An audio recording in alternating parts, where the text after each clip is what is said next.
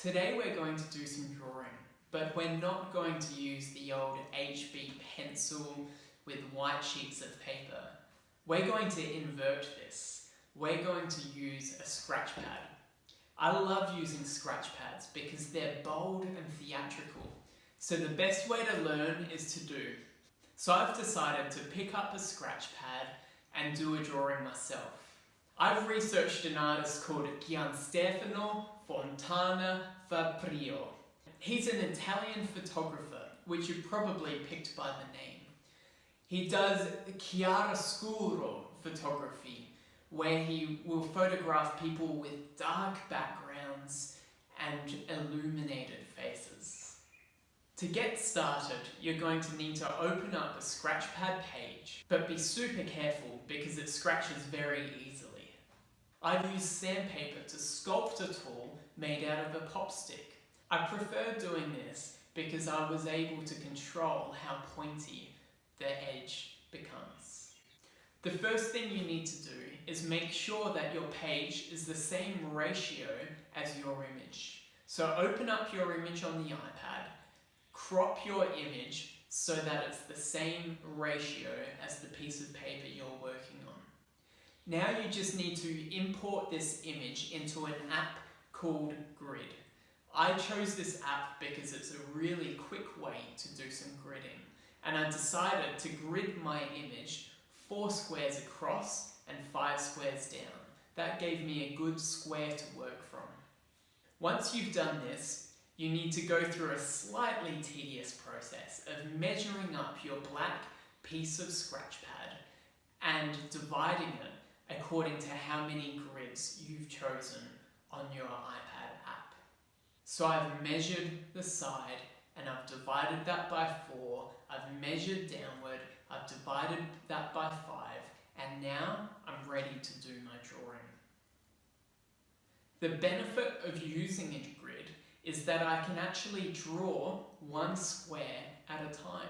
I've tried to identify the areas of brightest contrast. It's very tempting to try to draw an outline of your picture, but don't, because you want to look at this tonally.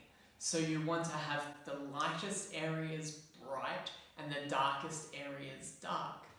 You'll notice that on his face there is no outline. However, there are highlights that are coming from the light from the top right hand corner of the page. When you crosshatch, you need to use fine line work and you need to follow the form of the face.